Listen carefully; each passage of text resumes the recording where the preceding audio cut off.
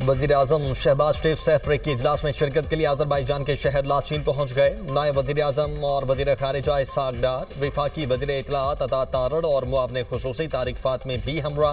Azerbaijan के वज़ीर ख़ारिजा और पाकिस्तानी सफ़ीर ने इस्तकबाल किया।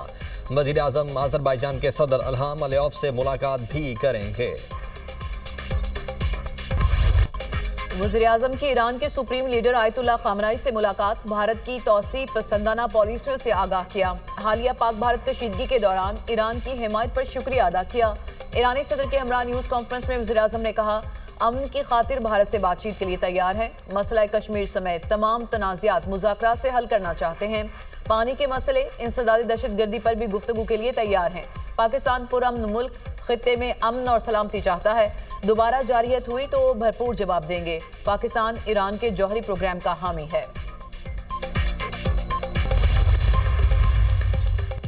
भारतीय झूठा बयानिया बेनकाब करने का मिशन, बिलावल भुट्टो की ज़ेर क़यादत पाकिस्तानी सिफारती मिशन 2 जून को अमरीका रवाना होगा।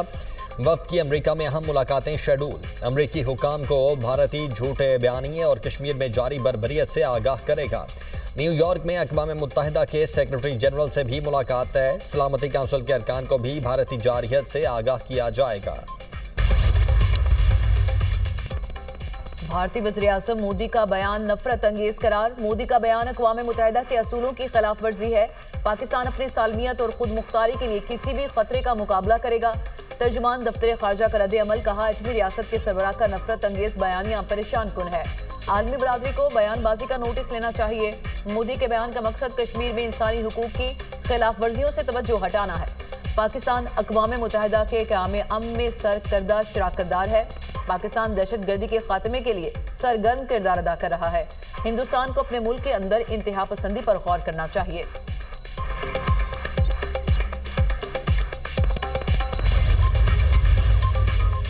भारतीय वज़ीर-ए-आज़म की गुजरात में तकरीर करते हुए फिर गीदड़ भभकियां, मोदी की पाकिस्तानियों को गोली मारने की धमकी, दुनिया की आंखों में भी धूल झोंकने की कोशिश। ऑपरेशन मार के हक में जिल्लत में शिकस्त को भी अपनी कामयाबी करार दे दिया।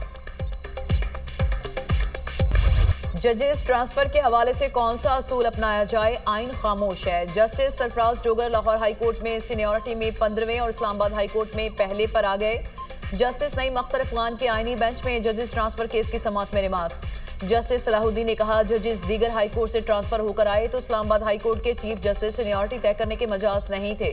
ट्रांसफर शुदा जजेस इस्लामाबाद हाई कोर्ट के जजेस हैं या पुरानी हाई कोर्ट्स के, ये अभी तय होना है। अटॉर्नी जनरल ने कहा कि जजेस इस्लामाबाद हाई कोर्ट ट्रांसफर हो चुके थे, लिहाजा इस्लामाबाद हाई कोर्ट के चीफ जस्टिस ही मिजाज थे। आईनी बेंच ने जुडिशल कमीशन इजलासों के मिनट्स तलब कर लिए। अटॉर्नी जनरल के दलाइल मुकम्मल। जजेस तबादला के खिलाफ मेरिट पर दरख्वास्तें मुस्तरद करने की इस्तदा, समाअत 29 मई तक मुलतवी। आइंदा समाअत पर मुनीर मलिक जवाबुल जवाब दलाइल का आगाज करेंगे।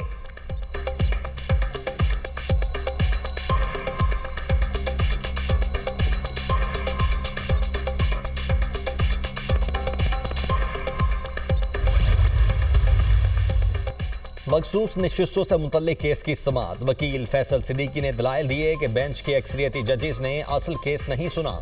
13 में से 11 जजेस ने कहा नशिस्तें पीटीआई की बनती हैं। जस्टिस मोहम्मद अली मजहर ने कहा नजरसानी सिर्फ अक़लियती फैसले के खिलाफ दायर की गई।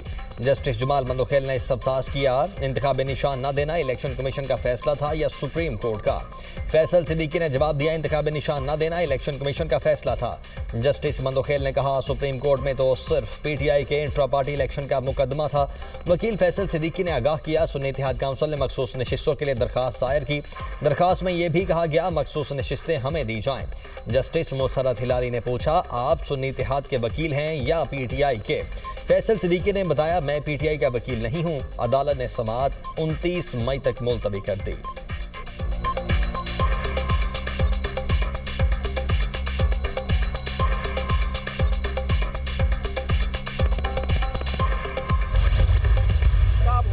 नजर आना चाहिए। खान साहब ने 29 साल इंसाफ के लिए कोशिश की है, आज वो खुद जेल में इंसाफ मांग रहे। खान साहब के 600 से ज्यादा दिन हो गए, ऑलमोस्ट 2 साल पूरे होने को आए, वो जेल में हैं। एक के बाद दूसरा केस लगता जा रहा है।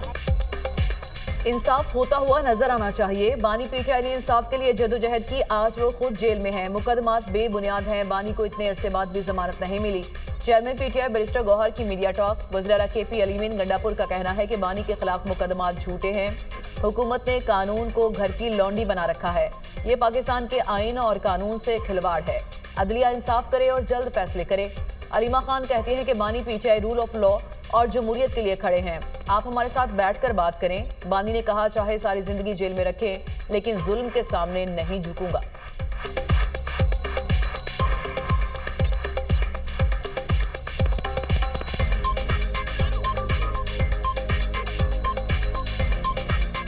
वो कह चुके कल हमें ये सारी जिंदगी मुझे जेल में रखें, मैं यजीदियत और फरौनियत के आगे नहीं सर झुकाऊंगा। वो रूल ऑफ लॉ के लिए खड़ा है, वो जमहूरियत के लिए खड़ा है। आप बताएं वो क्या चीज़ छोड़े तो आप उसको रिहा करेंगे। आप पीछे ना बैठें, सामने आके बैठें। हम मेज़ के ऊपर हमारे साथ बैठ जाएं, हम तैयार हैं। वफाकी वजीर दाखिला मोहसिन नकवी की ईरान के शहर मशहद आमद। गवर्नर खुरासान गुलाम हुसैन मुजफ्फरी ने इस्तकबाल किया। मोहसिन नकवी की हजरत इमाम रजा के रोज़े पर हाजिरी और मुल्क की सलामती के लिए खुसूसी दुआ। मोहसिन नकवी ने कहा पाकिस्तान और ईरान ज़ायरीन की सहूलियात के लिए मिल बैठकर मजीद इक़दाम करेंगे। जंग में टेक्नोलॉजी से कामयाबी मिली। दोस्त ममालिक ने पाकिस्तान की मदद की। दुश्मन के खिलाफ कामयाबी में मुकामी टेक्नोलॉजी का भी किरदार था। वज़ीर आला सिंध ने federation chamber of commerce and industries के तहत नुमाइश का इफ्तिताह कर दिया। कहा तालीम के शोबे की अहमियत से वाकिफ हैं, हायर एजुकेशन को प्रमोट कर रहे हैं।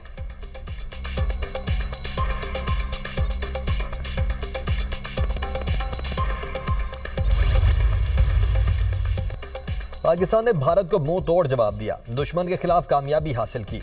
फील्ड मार्शल आसिम मुनीर ने दलेराना अंदाज में अफवाज की क़यादत की। भारत ने निहत्ते शहरी और मसाजिद को निशाना बनाया। मोदी नस्ली इम्तियाज का शिकार है। स्पीकर पंजाब असम्बली मलिक अहमद खान की गुफ्तगू। कहा वज़ीर आज़म शहबाज शरीफ ने बेहतरीन सिफारतकारी की। दुनिया ने पाकिस्तान का मौक़िफ़ तस्लीम कर लिया। अक़वाम आलम ये कहने पर मजबूर है कि पाकिस्तान हक पर है। पहलगाम ड्रामा मोदी की साजिश। साबिक भारतीय वज़ीर ख़ारजा यशवंत सिन्हा ने मोदी की गनाउनी चालें बेनकाब कर दी। कहा पहलगाम ड्रामा बिहार का इलेक्शन जीतने के लिए किया गया। पुलवामा में भी इंतखाबात से पहले दहशतगर्दी हुई थी, तब भी मोदी ने इसका भरपूर फायदा उठाया। मोदी ने कौमी सलामती के मसले को सियासत के लिए इस्तेमाल किया। मोदी सरकार और मीडिया के झूठ पर भारतीय तज्जियाकारों की खुलकर तनकीद। करण थापर ने तज्जियाकार अजय साहनी का इंटरव्यू जारी कर दिया। भारतीय हुकूमत की नाअहली और भारतीय मीडिया के झूठ का पर्दाफाश। अजय साहनी ने कहा भारतीय मीडिया पर आवाम को गुमराह करने वाली रिपोर्ट्स चलाई गई। पाकिस्तानी दिफाई सलाहियत को कम समझना भारत के लिए महंगा साबित हुआ। जिलहज का चांद देखने के लिए मरकजी रोयत हलाल कमेटी का इजलास आज इस्लामाबाद में होगा। चेयरमैन रोयत हलाल कमेटी मौलाना अब्दुल कबीर आजाद सदारत करेंगे। जोनल कमेटियों के इजलास अपने अपने मकामात पर बैक वक्त मुनाकिद होंगे। सऊदी अरब में जिलहज का चांद देखने के लिए इजलास भी आज होगा। चांद नजर आने पर वकूफ़े अरफा 5 जून को होगा।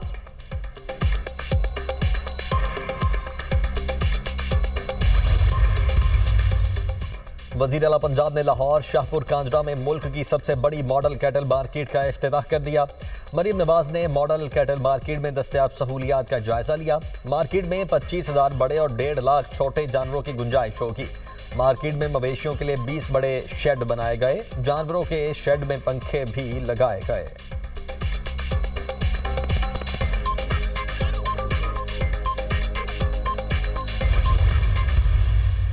ईद कुर्बान की आमद शहर शहर मवेशी मंडियां सज गईं।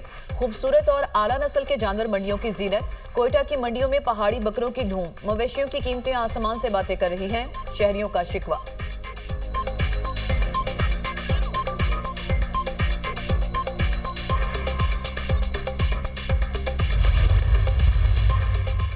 आज से 31 मई तक आंधी और गरज चमक के साथ बारिश का इम्कान। लाहौर, रावलपिंडी, मरी, अटक, गुजरांवाला, सियालकोट में बारिश मुतवक्के।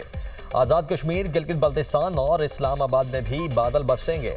खैबर पख्तूनख्वा और बलोचिस्तान के अजला में भी बारिशों का इम्कान। बलोचिस्तान में गर्दो गुबार के तूफान आ सकते हैं। तेज हवाओं और गर्द आलूद तूफान से इमारतों, गाड़ियों और बिजली लाइनों को नुकसान का खदशा। NDMA का तूफान का अलर्ट जारी।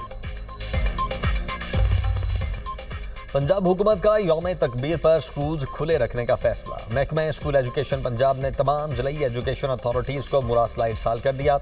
स्कूल असम्बली में स्पेशल प्रोग्राम्स, मिली नगमे, पाक अफवाज को खिराज तहसीन पेश किया जाएगा। यौम तकबीर की अहमियत पर तकरीरी मुकाबले, आर्ट्स और मिली नगमों के मुकाबले होंगे।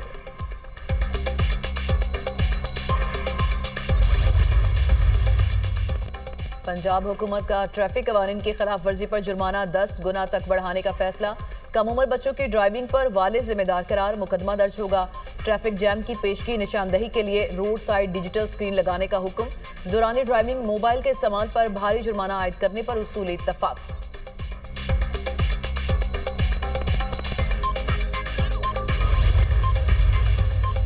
हमास ने गजा जंगबंदी के लिए पेश करदा अमरीकी तजवीज़ मंजूर कर ली। अमरीकी तजवीज़ में 60 रोज़ा जंगबंदी और 2 मराहिल में फ़लस्तीनी कैदियों की रिहाई शामिल। तजवीज़ के तहत 10 इसराइली यरगमालियों को रिहा किया जाएगा। पहले मरहले में 5 यरगमालियों को रिहा किया जाएगा।